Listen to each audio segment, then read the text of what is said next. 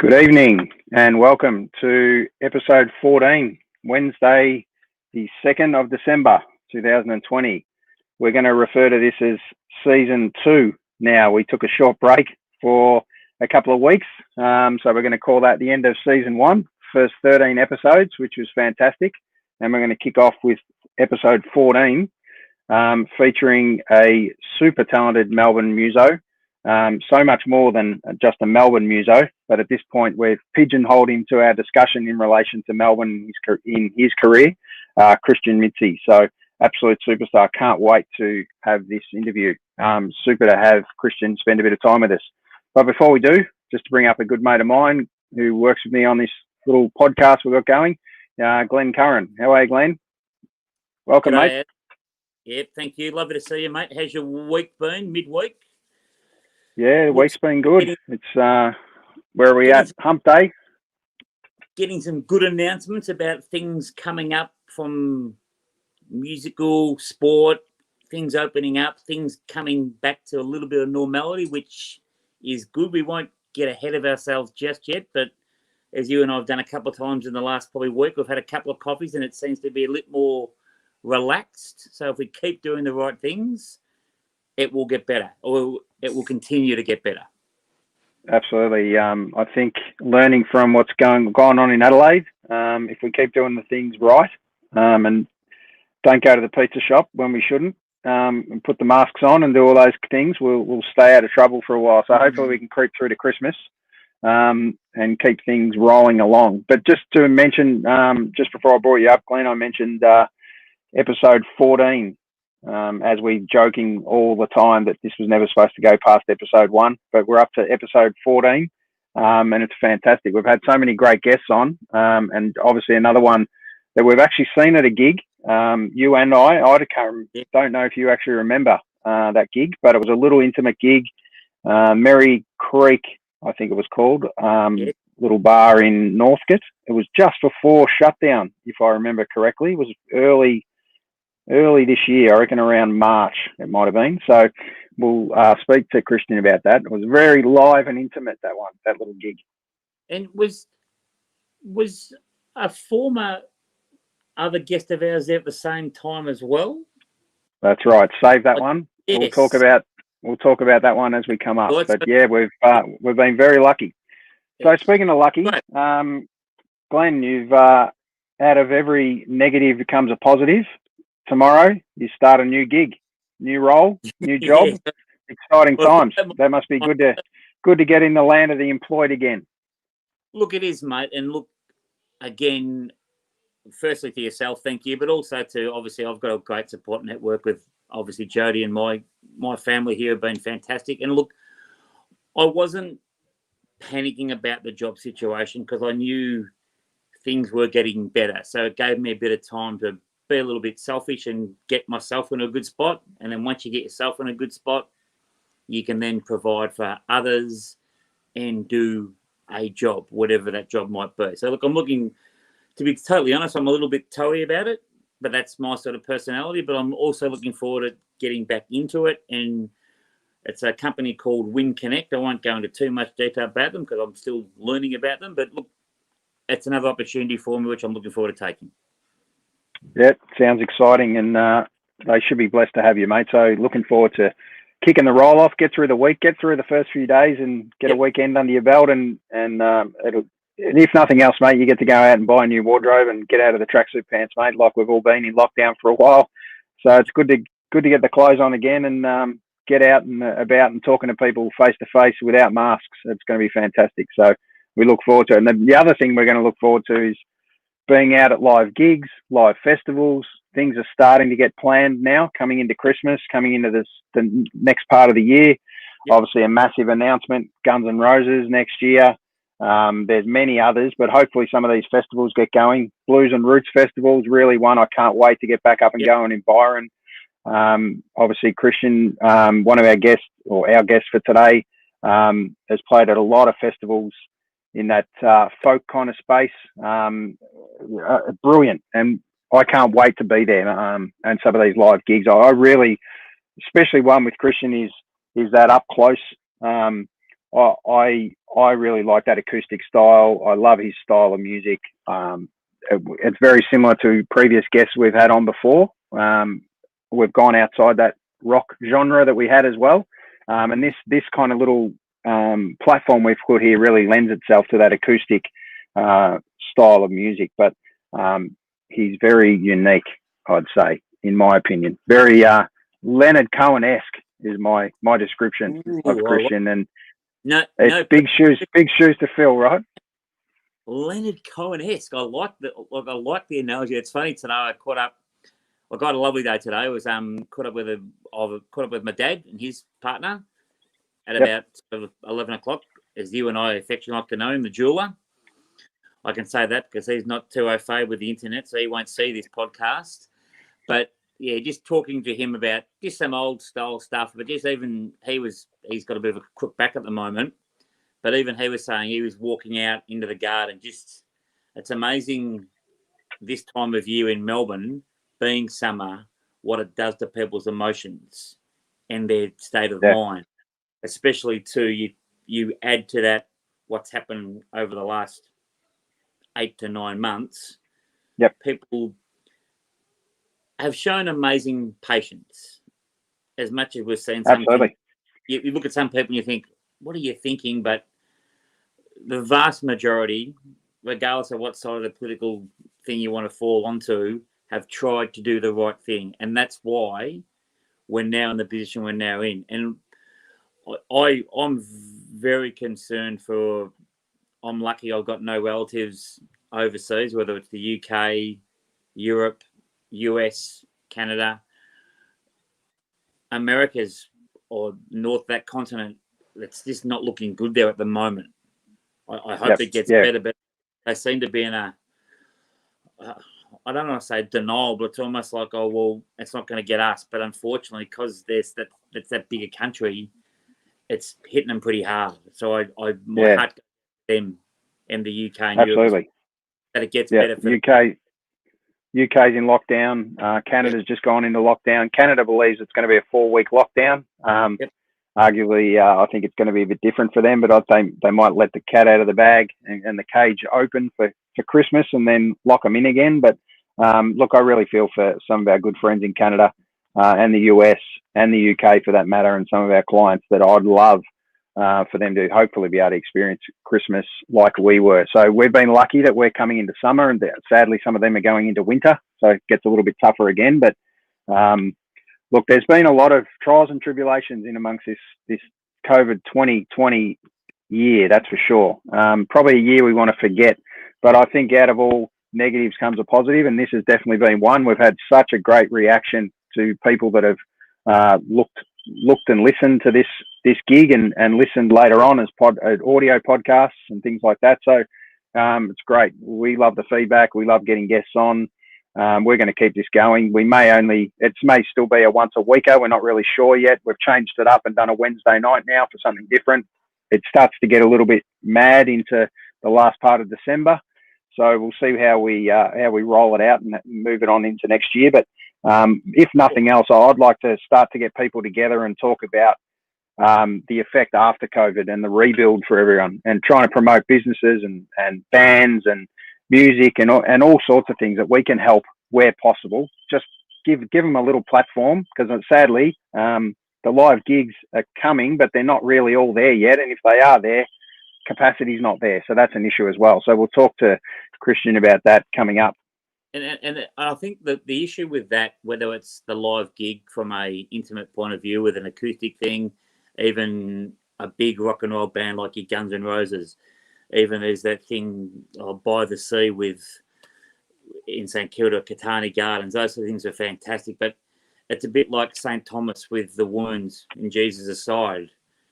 Thomas was a great apostle and saint, but sometimes you just that doubting. You want to actually touch and feel, and that's.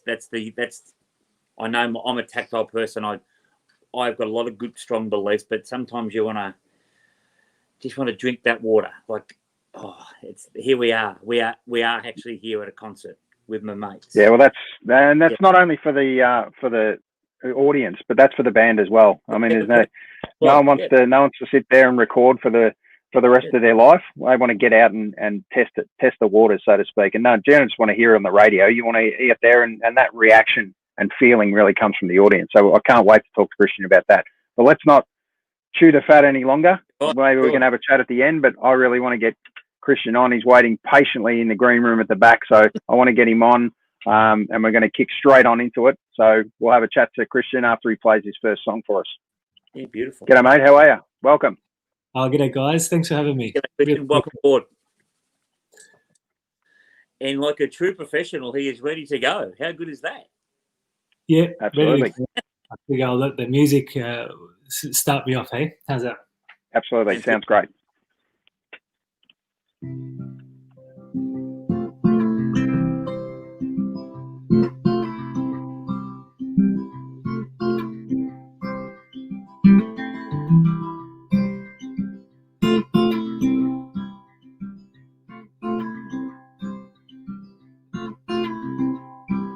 I met a man named Ender. Yes, Ender was his name. It's a name I could remember, while so many sound the same. One night over whiskey, many wisdoms he did spill. And the truth, it came to find me at the old Lomond Hotel.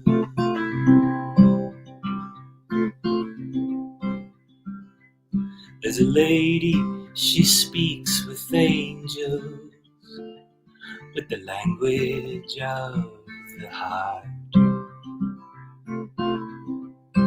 She reads the pain of strangers through some long forgotten art. She spoke her words to me so kindly, but as though against my will. The truth, it came to find me at the old Lomond Hotel.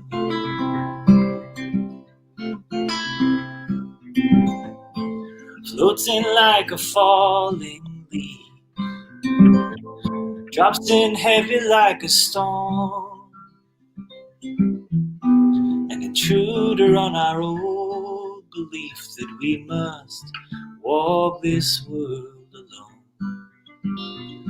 We must walk this world alone.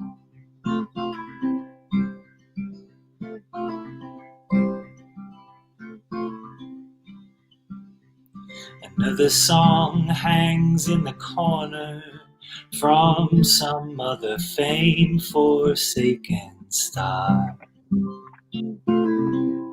Comes to meet me by the water at the dark end of the bar.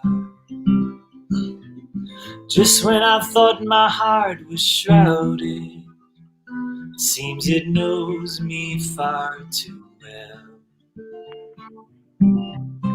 'Cause the truth came to find me at the old Lomond Hotel. Yes, the truth will always find me at the old Lomond Hotel. Yes, the truth will always find me.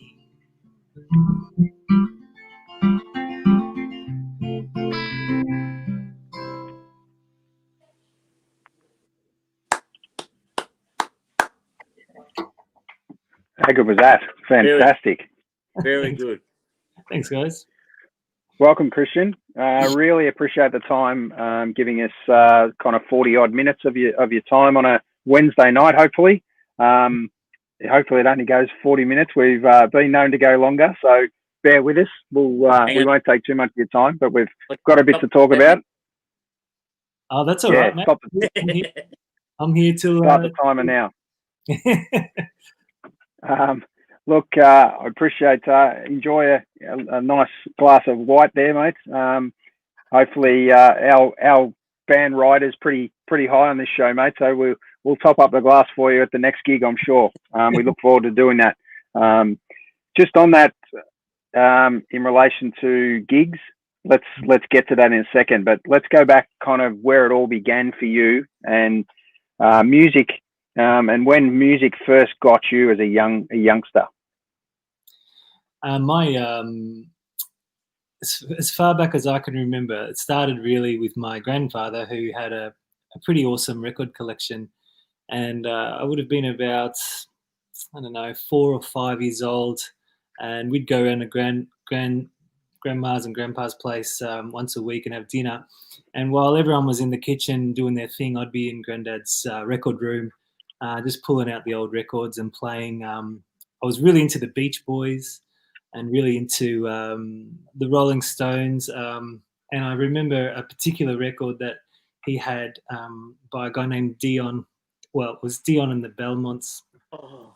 And they were old sort of doo-wop singers. And I just loved that stuff. I loved singing along, and I got to know the songs. And anyway, he made me a tape, just a mixtape for Christmas one year. I think I must have been about 6 years old, and I had a little Walkman.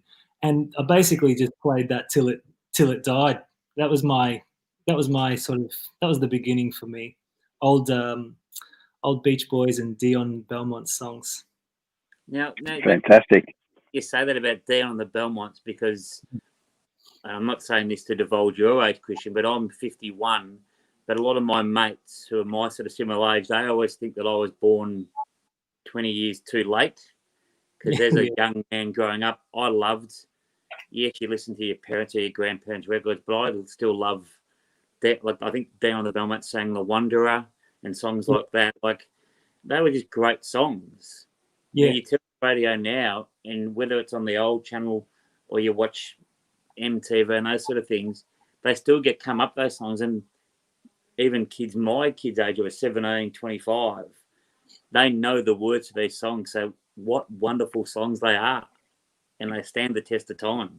Yeah, absolutely timeless songs, and just you're right, just well written, straight to the heart, very sort of innocent and honest, and that kind of music, it keeps coming back, doesn't it? Like you just hear new versions of old ideas and old things, but yeah, Beach Boys and Dion and the Beatles and Rolling Stones and that, it's timeless stuff. We'll be talking about those guys in 100 years, no doubt. Yeah. Absolutely. I'll throw Bee Gees into that mix as well. Very much in the same genre, and incredible harmonies between those three brothers. And what a band they were. Sadly, only one still surviving with us. But I've seen a doco on them just recently on the Bee Gees actually, and geez, what an incredible band they were. And as will stay the test of time. Definitely their music as well. So. That was very early days. That's kind of in around the early, less than teens. What about into your teens? What kind of music started to grip you then? So I remember very distinctly getting into heavy metal. I was first drawn to the guitar through bands like Iron Maiden and Dio, Black Sabbath. This kind of stuff really got me going when I was in about grade 5 or 6, 11, 12 years old. And I started getting guitar lessons from the fella up the road who was not too much older than me. Maybe he might have been in year 10 when I was in grade 6. So he was a pretty cool guy to me, and I looked up to him, and he used to teach me Metallica songs and Iron Maiden songs on the guitar. And I remember, a lot of years actually, a big chunk of my life, staying up all night watching Rage and taping all my favorite videos and stuff, the metal bands, the big vocals and the big guitar lead breaks and stuff. I loved that sort of stuff. But it really, I played in bands early high school with some older kids that were putting metal bands together. I always sang in the bands and stuff. I loved singing. But it wasn't until I discovered Bob Dylan, or rediscovered really Bob Dylan, that I sort of secretly started twiddling away on my acoustic guitar in my private time, and didn't tell any of my buddies about it until later. You know, still sort of sporting the metalhead image at school, but going home and secretly learning "Blowing in the Wind." You know. but how Absolutely. But it's funny. Look, I play a lot of sport. Look, I love music, but I've got two left hands when it comes to picking up a guitar. Haz and I are a bit similar. I'm a frustrated drummer. I always wanted to be a drummer in the band because you can't have a good band without the drummer. He's always doing something, the drummer, with the beat and whatever. But it's funny you say that about you want to be the cool guy in the big hard band, but you go home, and we all do that in our lives, don't we? We have the part that everybody wants to see, but the true self that you go to. You said about Bob Dylan. Mm-hmm. I remember when someone introduced me to Bob Dylan songs, and I thought, yeah, I know that song, but one of my favourite Bob Dylan songs, and all of his songs tell a story, and it's famous for the one about the hurricane. It's a story. Now we know that what's gone on since, but that's what I enjoyed most about it. I love a song that you listen to for 7 minutes, and everyone goes, "Oh, that's no good for radio. It's too long." I said, "That's great because you've got a beginning, the middle, and an end, and it's fantastic." Yeah. So yeah, Bob Dylan's amazing. I've got a little story about that song Hurricane in particular, because I remember how I got into Bob Dylan was that my mum had the little 45 of the Hurricane of the song Hurricane, and it had both sides. You know, you had to flip it over and hear the rest of the song. And me and my buddies were at home mucking around one day, and Mum sat us all down, put that song on, and explained the story of Reuben Hurricane Carter and basically about how Bob Dylan sort of wrote the song to shine a light on the injustices that were going on for Afro-Americans at the time. And it really struck me. That was where it started for me as far as understanding how music can make a difference in the world. It was that moment, Mum showing me Hurricane. So yeah, it's a good example of what you say. And it is. It's funny you say that too. How the three of us, like I'm meeting you officially for the first time tonight. I did see you at one of your gigs before we went into COVID and that, but it's amazing how we think we have no connection, but when you hear someone sing a song, how you find a connection in there, and then how that connection then can teach you a valuable lesson that you will take to you from when you first heard it to the day you leave this earth. It's how the most simplest thing can have the greatest impact. I think that song's one of those examples of that. Absolutely true. Yeah. Yep. Yeah. Speaking of impact, one thing I believe you are, Khristian, and I'm sure hopefully you agree with this, is a good storyteller. And in that respect, that really comes across in not only your style of music, but your lyrics and the way you deliver that message all the way through to the harmonica and everything that you play as well. I think it's one of those, to me, when I hear you and I capture some of your songs, even one song at a time, even without you there, just listening on a iPod or whatever iPhone these days. It's one of those story moments that just, to me, just delivers every time. I honestly, and I'm pretty biased, I don't actually think you got a bad track that you've released so far. So thank you so much for continuing to write good music, mate, after a few years. It's been a while. You've been writing and been recording, and I wish you all the best for the rest of your career, mate. So many more people have got to know about you. I know your journey has largely been Melbourne and Victoria and Australia, and we've just got to get you to other parts of the world, mate, for you to experience it for sure. They need to know about you, mate. Thanks so much, Aaron. That means a lot, mate. Really appreciate it. Now, I'm going to throw Aaron under the bus here, Khristian. Before we introduce you, he compared you to somebody. Now, we live in a world of comparisons. Now, as I said, I've heard you play before, and I must admit I was very impressed. But I'm a little bit easy to impress because I'm not the greatest musical knowledge person. So who do you think, knowing your sort of genre that you sort of go to now, taking away the metal person you used to be, now the storyteller. Who do you think Mr. Cusack might have compared you to? Oh, well, it'd be either Cat Stevens or Leonard Cohen or one of those guys, Neil There you Young. go. Yeah. Now, you have just named, again, we spoke about Dylan, we just spoke about Leonard Cohen. What an amazing artist Cat Stevens was, and will for always be. Agree. Yeah, there's definitely a lot of Cat Stevens about you too, Khristian. Yeah. And another one I'd like to mention is probably James Taylor, to be perfectly honest. There's so much of James Taylor, I believe, you've captured, and I don't know if ever that was intentional or, but to be compared to those kind of artists must be pretty humbling for you, I'm sure. Yeah, absolutely.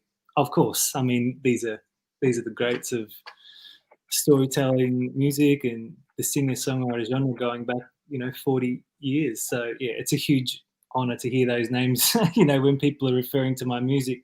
But you're right, we are living in an age of comparison, and it's pretty hard to get out of the shadow of those guys, not just in what they've accomplished, but just their sound. They created something truly unique at the time, and it's still being played in bars and pubs today, that kind of music, because it was so well done and so accomplished and so complete. So, for guys like us who really love that kind of music, but also are trying to have an original sound, it can be hard, but at the same time, it's a real honor to be sort of compared to those guys and to carry the torch into the new, with new stories and new ideas. It's funny though, because a good friend of mine, she's a beautiful singing voice, and her husband's a very talented drummer, musician as well. And they once told me, and it's so true, about having an individual sound that is unique to Khristian Mizzi. But the other thing too, mimicry is the greatest form of flattery. So if you copy something else, a lot of people go, "Oh, that's not original," but you're copying that because that's that good. That's the respect you're showing that genre of music. Or if you write a book, I'm not saying to go and write it word for word, but do you know what I mean? And that's the thing. It's hard I often say to my boys, I want you to be shepherds, not sheep. But at sometimes the sheep make some pretty good decisions as well. Yeah, I hear you. I mean, a good thing is a good thing, Yeah, and exactly. it's a classic. They're classic songs for a reason. These songs, and like you're saying about the shepherd and sheep analogy, is that there are leaders in every field, and I suppose you can't help but be influenced. You're drawn to music because you first heard it and you loved it, and it gets into your blood, and it gets into your values, and it gets into your the way you express yourself. And then when you pick up your own guitar and start to write your own songs, it just leaks in. You can't help it. I don't necessarily think it's a bad thing. I mean, there's like you say, it's a nice homage, to your heroes. I think to sing in this style, and Those guys that we all just mentioned before, someone that I was exposed to probably about 20 years ago, and I just started listening to his songs again, was a gentleman by the name who actually died, unfortunately, like a lot of talented musicians, quite young. A gentleman by the name of Jim Croce. Have you ever listened to any of his songs? Yeah, love Jim Croce. Yeah. Time in a Bottle, like as a dad, I might listen to it now. And he died. His son, who is a musician now himself, he's singing a song about the time I want to spend with you. It's the most amazing song. And as a parent, you listen to it and you think, how does he write that? And I heard him interviewed on a special I saw just recently, and he said, it wasn't hard for me to write it because I looked at this amazing bundle of joy, and I just kept writing about it. And I think he's got about well, he's got more than 3 songs, but 3 of his songs that I love, like Time of the Bottle, Operator. I've got to think of the other one, but I can't think of the moment. But just, I'm a bit of a sook, Khristian. They're great to listen to, but then as you listen to them, I think, oh, and I'll walk out of the room and my wife will go, "What are you doing? What's wrong?" I said, "Oh, may have been listening to a couple of old music songs, and I love them. I do love them." Yeah. No, it's funny having a 17-year-old boy. You said about the heavy metal stuff. Well, the other day, from his bedroom, in the space of 10 minutes, 4 songs. The first song was a AC/DC, Who Made Who. Then the next song was Never Gonna Give You Up by Rick Astley. then he went into a bit of Salt and Pepper. Yeah. And then I think it was either the Macarena or one of those dance songs. And I went past him and he goes, "What's wrong, Dad?" I said, "No, nothing, man." I said, "I love it." But he's listening to all the genres. But yeah. Right. Yeah, all classic songs, and this is the thing about, you know, our generation. I've got kids the same age, and they really, you know, there's no pinning them down to any kind of genre, or because of the internet, you know, they're exposed to everything. They've got everything at the push of a button, and so, you know, if they've got a Spotify playlist or something, they'll come across music that back in our day we would have had to really dig for. You know, just sort of rolls on in for them. Yeah. Aaron and I have asked ourselves a couple of questions over time in relation to obviously sport, music, films, favourite films, whatever. I'll ask you, and I apologise for no warning. You're sitting down to dinner and you can bring 5 musicians. Who are the 5 you're going to bring to your dinner? Dead or alive, or both?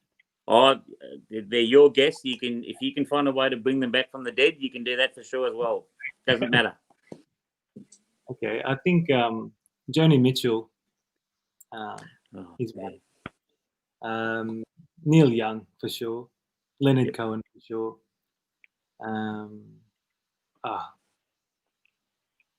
Gosh, I just don't want to choose. I don't want to choose the obvious ones, but Bob's got to be there, you know. You know, you'd have to be. You wouldn't leave him out. You got room for one more now. Yeah.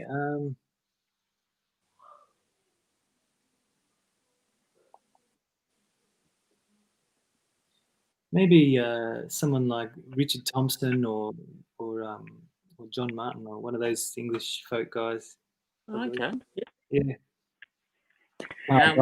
Question. You know, if you asked me tomorrow, I'd have a different 5. but how good is that? That's like, my wife's not a big fan of, like, I might say to her, "Oh, what's your favourite movie?" And she goes, "Oh, I like a lot of movies."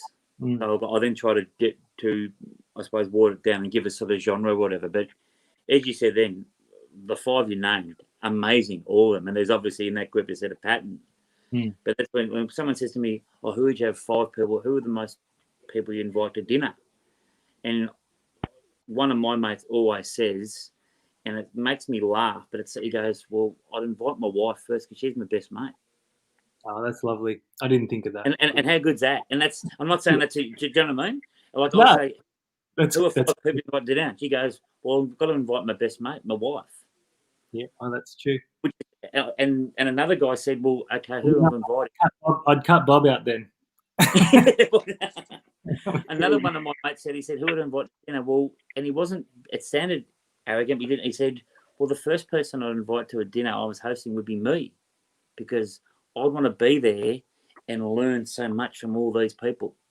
For sure. So people don't mention themselves. They go, "Oh, don't." And I said, "Are you going to be there?" And I said, "Oh, yeah." And it's just, it's not a trick question, but it's just interesting to sort of to hear what people say. And the point you made so true.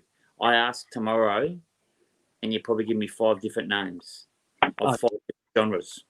There's so many people that have that I'd be fascinated to talk to, or just listen to. Yeah, listen to them talk about their stories. Yeah. The great part about all that is that I cannot wait to go and have a beer and a Palmer at a pub, watching the next live gig, chewing the fat about all the times that we should have been out drinking beers together during 2020. So there's not much of it left. We don't want to take up too much more of your time. It's all about dinner parties and guests. I get that, and that's great fun. But the most important part is we're having another probably 10 or so, 15 minutes max with Khristian here, and Khristian, just to maybe you can lead us into your next song if you don't mind. Sure. Yeah, no worries. This is one I wrote during lockdown. To be honest with you, fellas, wasn't super creative over the time. I wrote maybe 3 or 4 songs in the whole sort of 8 months since between now and sort of back in March. But this is one of them. This is one of the songs.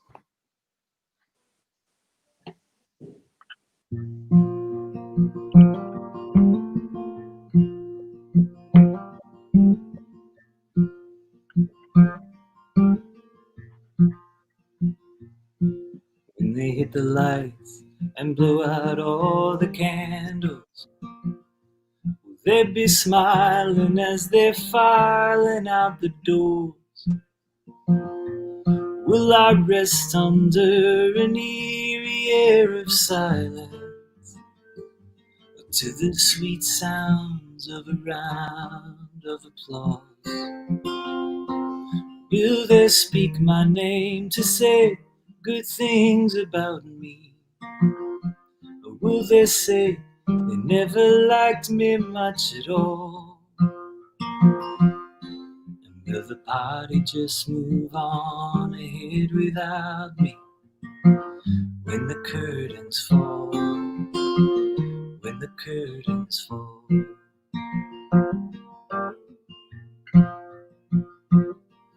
Will I find my place around that ancient table? Will they greet me like a friend into the fold?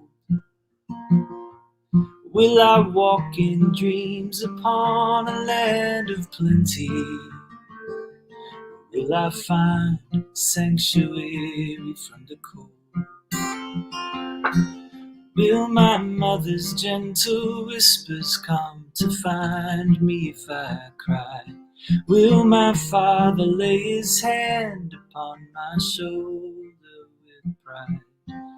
Will my brothers know my courage, even if I'm terrified when the curtains fall? When the curtains fall.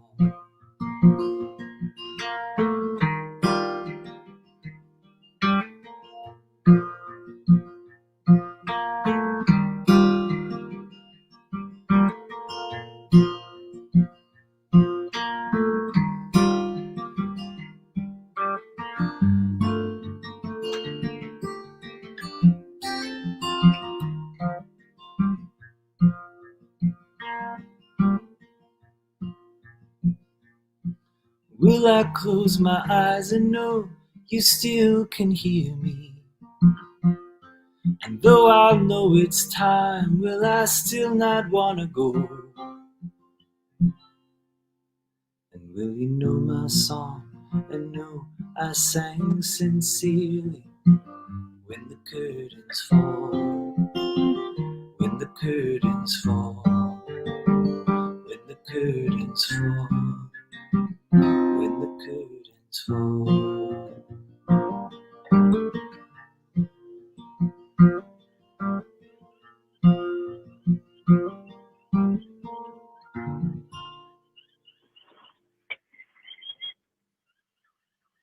Absolutely beautiful, mate. I love it.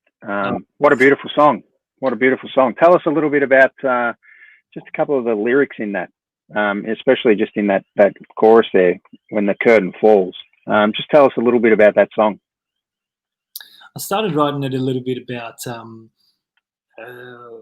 was just drawing the connection between sort of playing live to people and how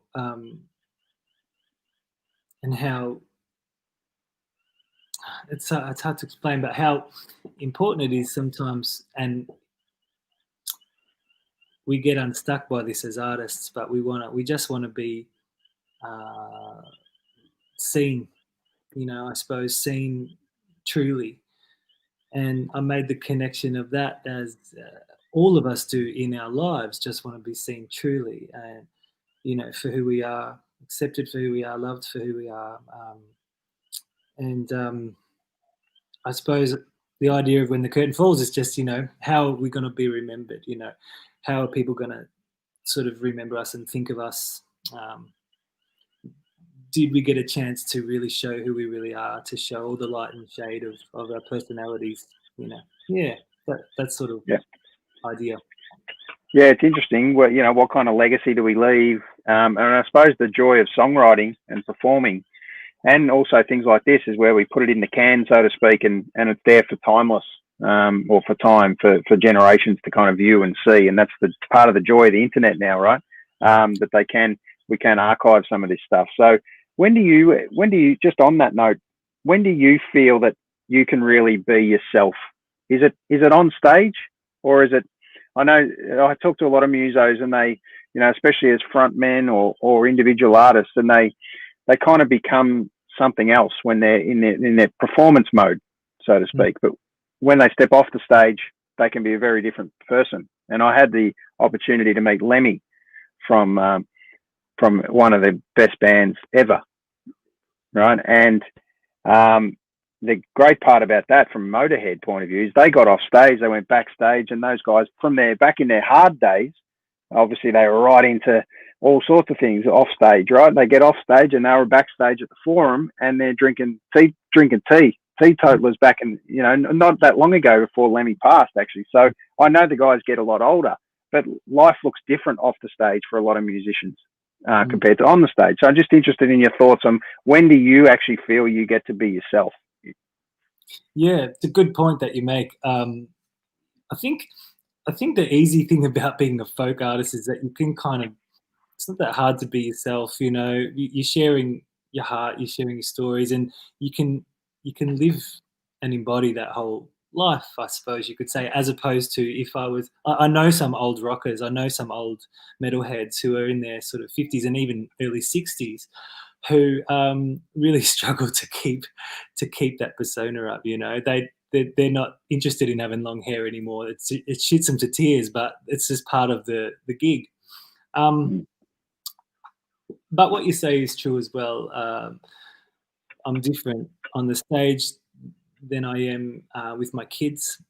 For example, with my kids, I'm totally different. So yeah, it's there's many parts of us, isn't there? We're complicated people, or species. Absolutely, and you're lucky enough to play in multiple arrangements and different bands over time, and you've played with some incredibly talented artists. A couple of those artists we've been lucky enough to have on this show. In one in particular, Greg Champion, who you played with recently. Greg was great enough to spend some time with us. That was brilliant, just to hear Greg in a different genre to what so many people know him as on the ABC's Could Have Been Champions, and that's kind of all they know about Greg, and a songwriter in that respect. But what an incredible folk artist himself. Like, he is really incredible talent. I'm sure you enjoy every minute playing with him. Yeah, he truly is. He truly is a fantastic songwriter and human being. I mean, one of the sweetest people you meet in the business, and we've become quite good friends. I consider him a very, very dear friend. But it did begin, my admiration for what he does outside of the footy show stuff, which is also great. But his folk stuff is where you really see the man and his heart. Yep, and a beautiful songwriter too, absolutely. And another one is the great. I refer to him as the great, but largely unknown for a lot of people too, is the great Charles Jenkins. What an incredible talent Chuck is, especially when you talk songwriting. What a lyrical genius he is. So I'm sure you enjoy any time you can ever play with Charles. Charles, in my opinion, is the master. I mean, in all ways, songwriting. When I think about, when I'm writing songs, I often in my mind think about, what would Charles think of this? How could what would he do? How would he make this chord change, or what kind of words would he use for that to say that idea? he's also a dear friend, and I consider him one of the very best. And I think Melbourne are starting to catch on now, and the rest of the country hopefully starting to catch on about just how important an artist he really is over decades of putting out really high quality music. And he's just relentless. He just keeps Yep. on pumping out high quality stuff. It's great. Love Yeah, it. it's incredible. We talk about, different genres of music and whether an act or a muso can move and switch into genres, like some have done over time. And one I can think of is someone like Kylie Minogue, Madonna, that have kind of invented themselves and reinvented themselves. Now, some of that's stage presence, all that sort of stuff. But at the end of the day, they've survived the test of time, right? In that respect. David Bowie was obviously another one that just went through phases. Yet there's other bands like AC/DC that just roll it out again. Let's keep it simple and let's just nail it again. And they've dragged out another album, which is just a smasher again. They just released, and it just picked up where they left off. Rolling Stones are the same. There's just so many bands like that. Yet other bands that try and change it up a little bit, sometimes it doesn't work for them. Coldplay's kind of one that try to change a few things on their kind of gigs. I think of bands like Pearl Jam, which as they get older, yes, they back it off a little bit and they get a bit more acoustic and a bit more commercial and radio friendly.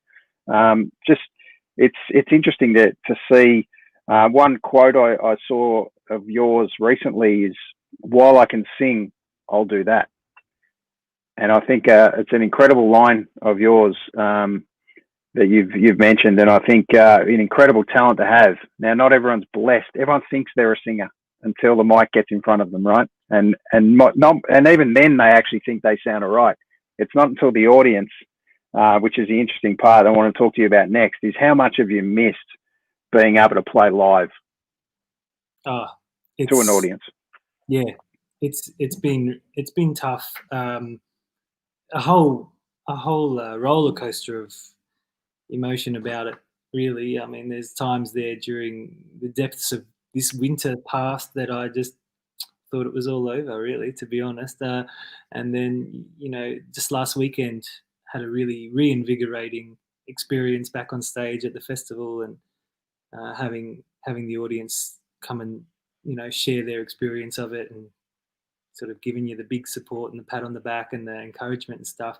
It just makes I was right back at home with it, and it's what I love the most. Love performing, love singing, just love singing to people. I really do. So I really missed it. Yeah, deeply. And it's interesting you mentioned just before you played that last song, that you haven't written much during this period of the lockdown, and I suppose it's, for me, like no one really knew the length of this lockdown. We knew it was kind of going to be 4 weeks, then 4, 6, then 8.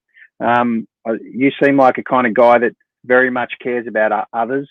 So I'm sure you were more probably in the zone of worrying about what other people are doing and your family's doing and making sure they're okay, and probably not being selfish enough to sit there yourself and go away and start to, I suppose, not reinvent yourself, but the words kind of at the moment is kind of pivoted. And do I need to do something else? Do I need to change something else up? I know your love is music, and there's so many musicians that can't do that full time and can't be musicians for life, so to speak, or as a gig, or the laughing stock. I'm sure you've been told plenty of times as you grew up was, "Oh, you're going to be a musician." Okay, so what? Yeah, but what are you going to do for a job, right? So I'm sure the fact that you can do it and give so much to so many people, it's an incredible talent to have. Oh, thanks a lot. Yeah, I appreciate that. It is. I'm very lucky to have the opportunities that I do get, and I don't take any of it for granted. I know that it's really tough out there for musicians all the time, not just during COVID, but all the time. And it will continue to be tough because there's, in Melbourne, we're a music city. There's a lot of musicians fighting for the same space to play and fighting for the same audiences to play to and stuff. But I think what has changed, and hopefully what I think we'll see in the future, is a lot more of a communal approach to supporting each other. In the past, I think, well, certainly not in the close past, but definitely in the earlier decades of the 80s and 90s and stuff, I think it was quite a cutthroat industry, I don't think it needs to be like that anymore. I think we can all accomplish what we want to accomplish together, just with support and encouragement and helping each other Yep. out when we can. Absolutely. Look, I think it is going to be tougher, isn't it, to get gigs? More importantly, there's definitely going to be less and less venues. And right now with these restrictions still, it's going to take some time to build this up. But I just want to show a photo of one of your gigs from a little while ago. I believe this was Bendigo Festival, was it? Yeah. What a fantastic spot to be able to do that. That's in a tram, is it? Yeah, it's in a like an old vintage tram that's been parked permanently in the main square of town in Bendigo, and it's used as part of the blues the festival there, the Bendigo Blues Festival, and they just people just roll on and off and see the music all day. It's really great, really cool. Yeah, I think it's really cool, those little festivals that become more than just a festival of music. They're obviously about the food and everything else and getting together as families and things like that. But I just want to touch on a couple of your other gigs that you've had. This one I know was kind of close to you, back to your roots from where you grew up, out that way, Gippsland way. The Spectrum. Just tell us a little bit about this gig. And I've watched some of the footage from it, and it was a little while ago now, but it was a beautifully shot and recorded gig, and you must be very proud of this. I'm extremely honoured to be part of something that was built by a handful of really hard-working, dedicated people. Brett Tippett and his partner would host artists in their home. That studio there that you're looking at, it's their back shed that they've decked out into a film studio.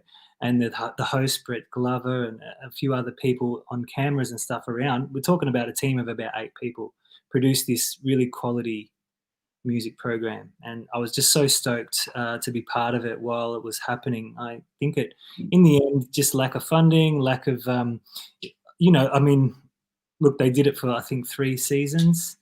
And it was just something on the side for them that they did to help support Gippsland artists, and it grew into be one of the most important things that Gippsland has seen for music. It's beautiful. Yeah, really great. Yeah, lucky to be part of it. Yeah, there's been some great things to come out of it, and that wasn't during any of this COVID period or isolation or any of these restrictions, but some great things that have come out I just wanted to touch on was a good artist and good mate of mine, Dave Cosma, that put together the EJ isolation sessions, which is recorded in his garage in the back seat of his EJ Holden, and he live stream basically his own gigs, and very simple setup, but incredibly something different, a point of difference. And I think it's going to be well known, and he's actually got an artist coming on with him in a week or so that you've been involved in, and I just wanted to touch on that as well, because I think this was an absolute fantastic concept, and I think hopefully this can continue. An otherwise quiet room, and I absolutely just love just that in itself. That means so much. But to be able to do it in different locations, I think that's a beautiful thing. And just to show a photo from one of yours, I'd like everyone to be able to jump on YouTube and check out one of these shots and things that have been done. I think they're absolutely incredible with Mandy Connell. Just tell us a little bit about that one in particular that you did.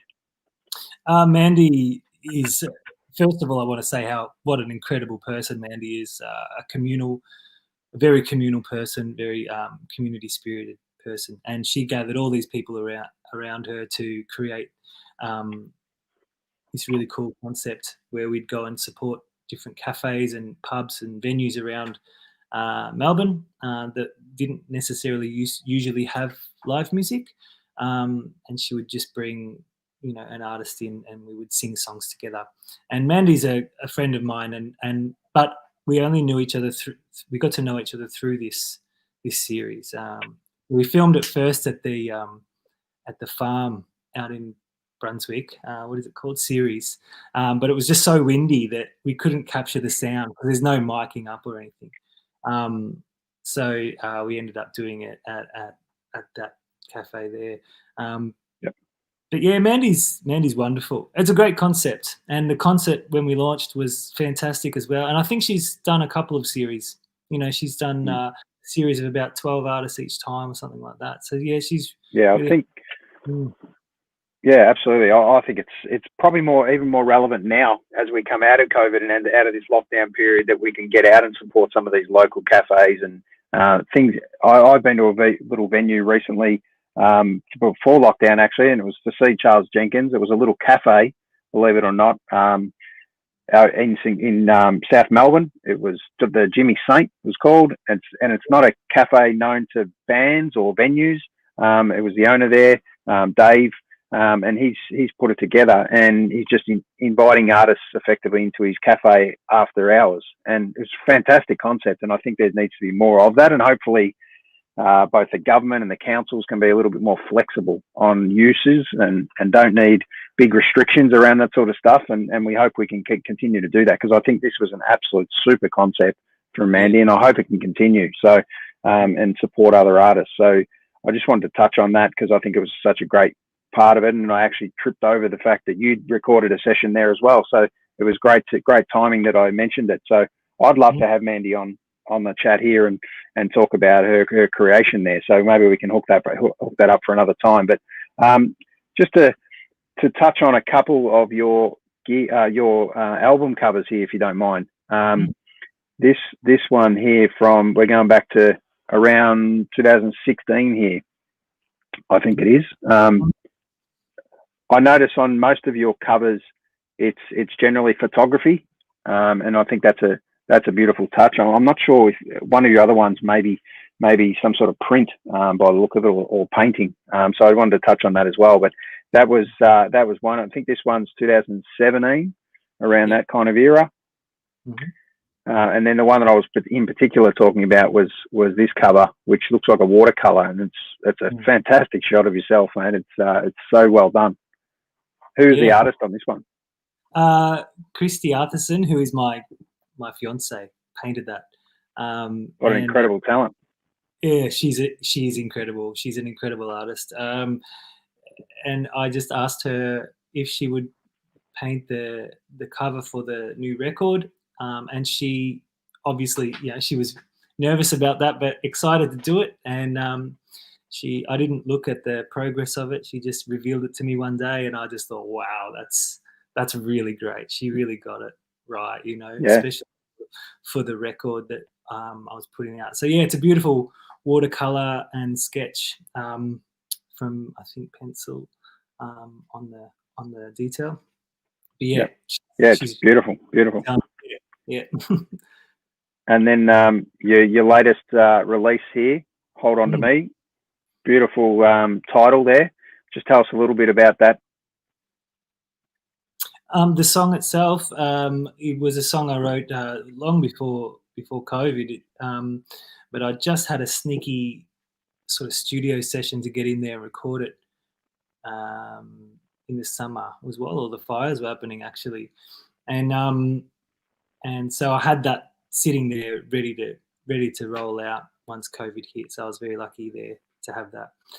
But that's a song that was inspired just by the state of things going back a year ago. I was inspired by there was some terrorist attacks in New Zealand at the time. I'm sure you can remember. And it just made me think of my kids, actually. It made me think of my children and the future, and how important it is just to keep each other close, and to remind each other all the time that we're there for each other, and to really truly be there for each other, not just in words, but in any way that we can. Yeah, it's very true. It's so important, and that's kind of the purpose of why we put this together, was to reach out to people. Our original discussion is we were literally going for a walk, Glenn and I, and we were actually talking like, I wonder how the classic line of, I wonder how Macca's going, I wonder how Jono's going, and has anyone spoken to him? Now, I spoke to him the other day. It's like, okay, how do we spread this little net a bit wider and talk about other people that may not have spoken to her for a while? We're not going to sit there and just sit there and ring up everyone. And it's interesting you mentioned that about being there for someone. We just decided, let's just jump on a Facebook Live and we'll see who jumps on. It could be anyone. And we've got friends in different parts of the world and all that sort of stuff. And before you know, we're getting kind of engagements from different people. And then we're getting some feedback saying, guys, this is a great idea.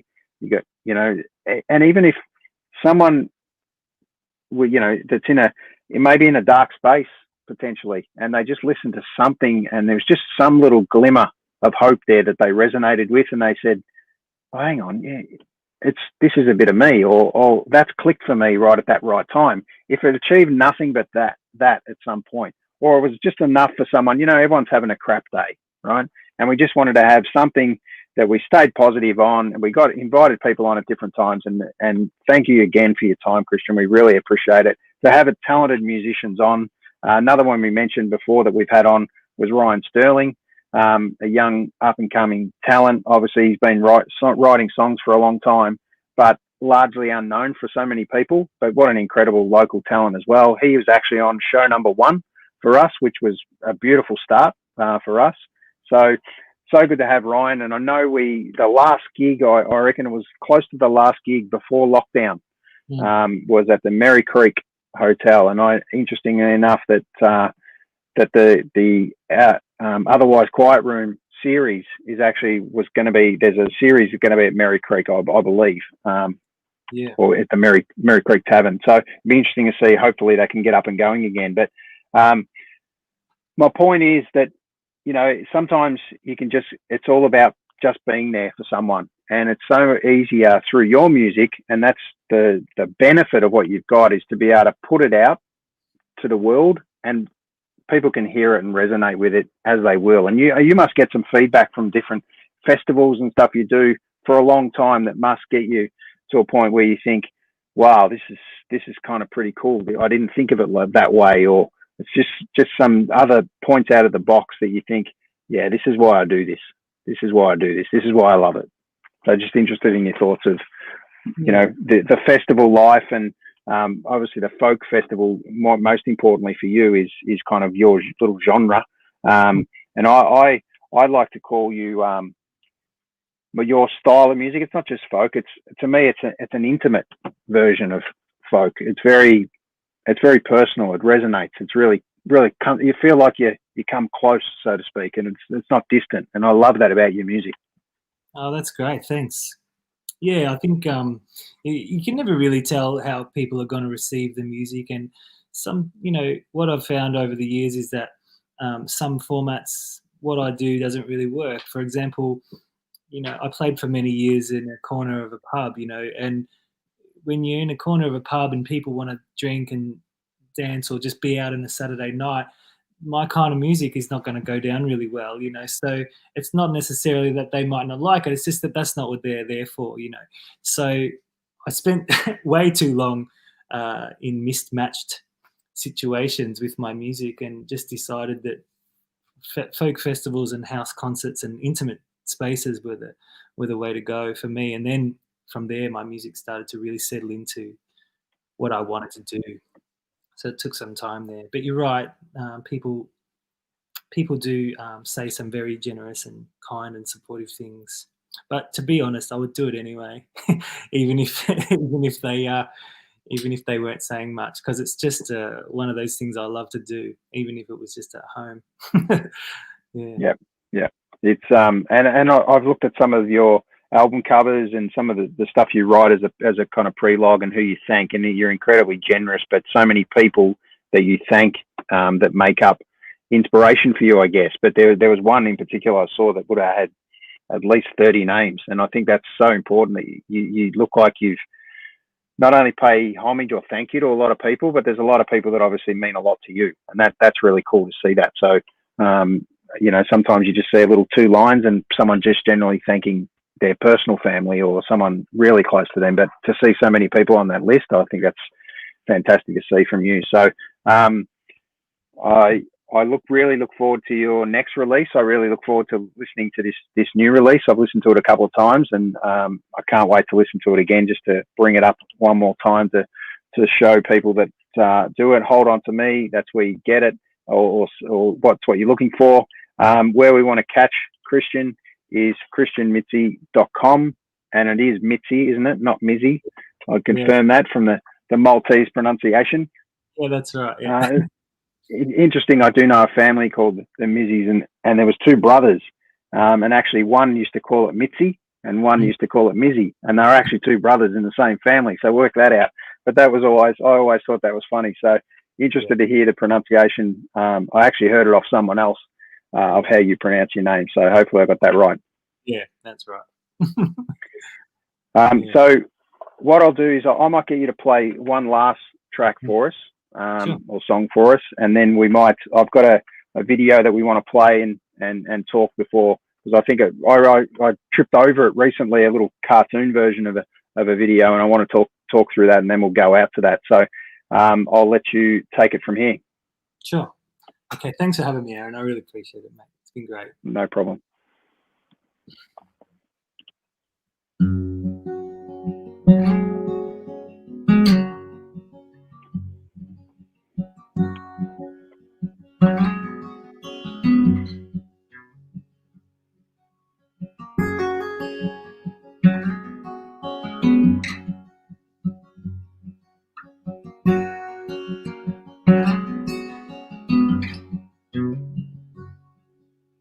Troubled man holds it all together with a subtle plan.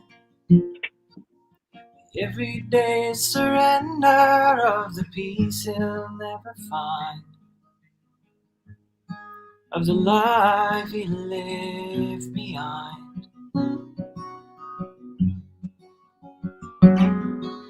He understands that somewhere between the sunsets and the traffic jams,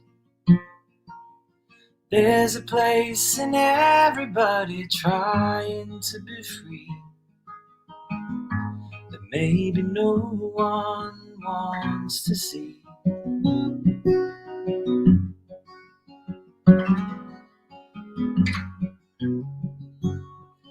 The fear and pain and guilt like blood that's running through his veins.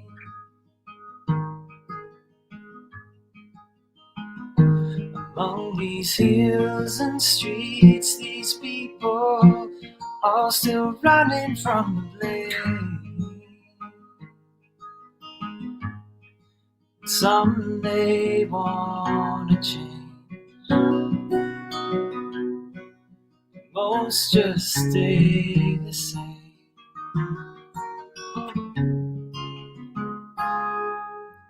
Here he stands, naked, cold, and shaking in his lover's hands. He thinks she must be faking. Can she really love a man with so much trouble on his hands?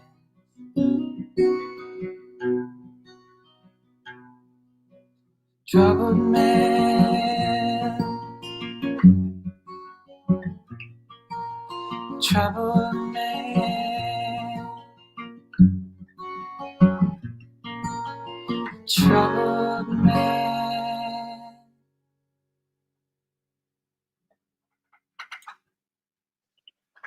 Absolutely beautiful, mate. I just wanted to touch on that because I know that is an absolute winner, like no doubt. But what a great lyric and great song title, Troubled Man. It means so much, I'm sure, to so many. Just tell us a little bit about that song. I believe I know who it's about, but I'll let you deliver that news.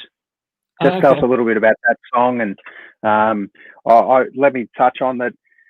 It's your most listened to song, I believe. I looked on Spotify as a playlist, and I believe it's your number one. So I love it. I think it's an absolute ripper. Oh, thanks, mate. Tell us a little bit about it. I didn't know that was the one that people liked. It's been around a while, but I wrote that song. Started writing it about my grandfather, and then turned into a bit of a song about my dad, and I suppose just filters down to becoming a bit about me too. It's really just about those unfulfilled dreams, and the idea of surrender, the idea of giving up. People give up on their dreams, and it's hard to watch. It's hard to see people do that. So yeah, absolutely. It's definitely been a challenging time for so many people. There's absolute doubt and no doubt, and where that's the part of I was touching on before. And welcome back, Glenn. I was just touching on that it's so important that we give people hope, right? As I touched on with you just before, that so many people get in a dark place and sometimes don't see a way out, but sometimes just a little "how you going, mate?" makes a big difference. So hopefully we aptly titled this "So What's Been Happening," and at one point it was absolutely nothing because we were in lockdown and nothing was happening, but we kind of made it this approach to really get out and talk to people and make it an effort, because you never know.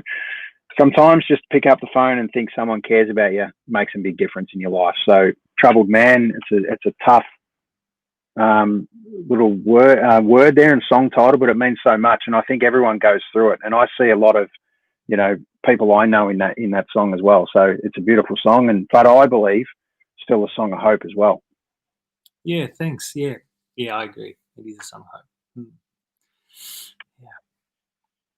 Yeah. Here before, I was actually here in the background, and as I've got older, I've got better.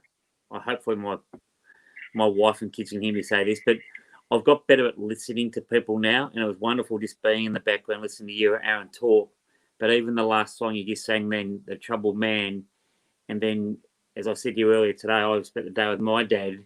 As I sat there watching my dad then come home tonight with my sons, people talk about the sins of the fathers are passed on, but I don't like saying the sins.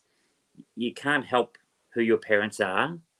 So you are going to learn from your parents, your mother and your father, grandparents, whatever. I don't talk in the negatives anymore. No, I just say my mum and dad are my mum and dad, and thankfully I'm lucky I've got both my parents still alive and both my in-laws as well. They're just four people who have taught me things. Were they the right things? They gave me the opportunity to make the choices I made. As Aaron said about the lockdown situation, it's been a shit. Let's be honest, it's been a shit. But as someone said to me today, it's good to see you, cuz. That's my nickname. And I said, it's good to see you too. And she just put a hand out and just touched me on the shoulder. And she goes, we can do that. And I said, you can do what you like. And you said about giving up on your dreams.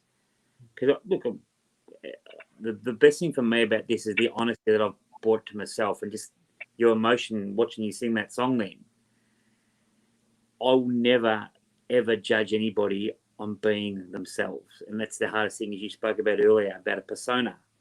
When you get up on stage and you perform, but I take away tonight, as I said, I've known you for the best part of an hour, but how raw for me, and it's an honour for me to see you sing a song like that, which obviously is something that's very close to you, that you've not only shared it with me, Aaron, and anybody else who's watching.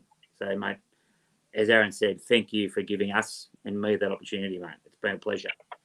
Oh, thanks. I really appreciate the opportunity to be here and share it with you guys, and in such a supportive space. And and I love what you're saying about the community and about the people out there. It is needed. What you're doing is needed. It's a really good thing, and it's in the spirit of friendship. I think what's amazed us a bit about it, and I say amazed. I know that words like that get thrown around a bit easily, but we didn't say it was going to be hard. We didn't say it was going to be easy. But to me, the most technically unsavvy person in the world, and now it will back me up here, is with my children, I've loved it. Mm. And we haven't had too many wardrobe malfunctions. One of our other mates who came on one night, his wife walked past, thankfully clad in all her clothing. But that's what it's about. We're just normal people. I'm not that I like using the word normal, but we're coping through not each day, not each week, each moment. Let's worry about the next second. Don't worry about 5 years, 5 weeks. That's what am I going to do in 10 minutes time? And that's just little steps. And as you words that you said earlier, I know they really resonate when you said, look, at one stage back in winter with COVID, you felt like it was over. But then you fast forward to now December the 2nd. I know it's now 9:15. The sun's on out, but it's amazing what weather, the sun coming out, how the darkest clouds can have the most silver linings though, and that's the biggest thing that I've learned doing this, and just talking to people, but also just listening to people. So, mate, it's been well, we're lucky, Aaron and I, to have someone like you spend your time with us. It's a gift that you're sharing. So, thanks very much, man. Oh, thanks, mate. I really appreciate that. It's a pleasure for us as well to come on and share the music. So, I really appreciate it. Just need to get up with a nice Palmer.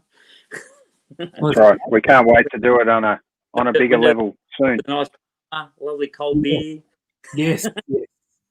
Aaron's down first beer too, by the way, which would be good. Yeah. So once again, Khristian, I really want to thank you for your time, mate, and I want to just get you to intro us into the clip that I'm going to play next. Obviously, I let you know what it was going to be, and I think it's beautiful. Just give us a little intro into it, and we'll finish the night with that, and I'll let that play out, and then we'll finish the show. So once again, thanks for your time. What have you got coming up? Most importantly, what is the next gig for you? Is there anything we can hope for in the next month before Christmas? Is there anything out of lockdown for you that we can see you at? Yeah, next week I'm doing a gig with Champs, with Greg Champion up at the Arco Bar in Heatherton, I think it's called, is the town. Okay. Yeah, it's next week. But keeping it pretty low key until Christmas, and then I'll launch back in next year. I'm feeling really positive about music next year. But yeah, just enjoying the last little bits of summer, and easing into Christmas. Yeah. Fantastic. Well, thanks again. Make sure you have a good Christmas. Enjoy that with your family, and we look forward to seeing you big and better in 2021. We'll forget about 20, and we'll move into 21 in style. So just lead us in with this little clip that I'm going to play. This it's called Wishing, and it was one of my very first recordings that I ever did, put out in about 2008 or 9 or something.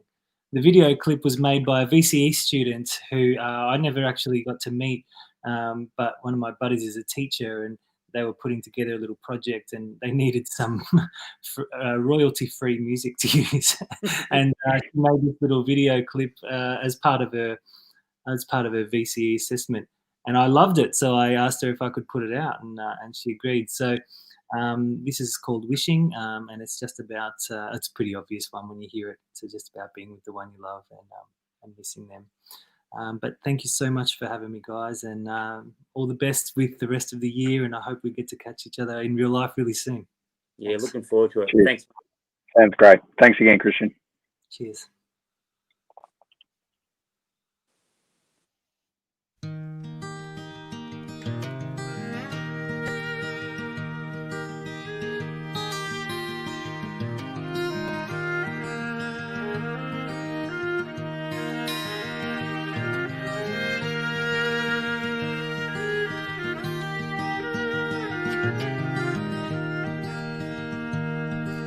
I wish you were a work of art, I wish you were a song, so every night when I'd come home I could put you on and sit and smoke my cigarettes and humbly and softly sing along.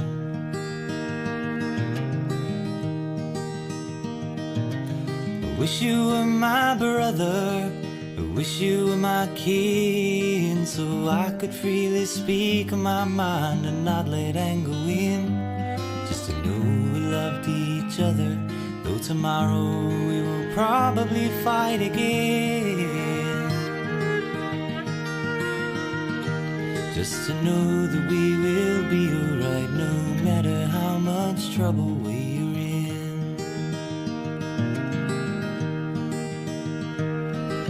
I wish that you were simple, so I'd never have to doubt. I wish that you were full of wisdom, you could help me work things out. Oh, I wish you were a sunny day, so all that I envision shone clear.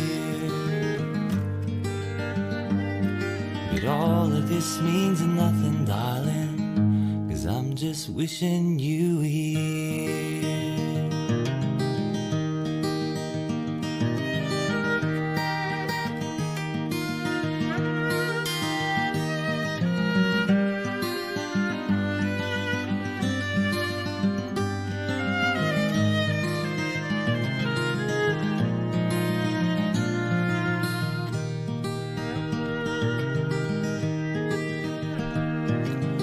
wish you were a signpost to show me where to go. I wish you were the summer rain to always help me grow.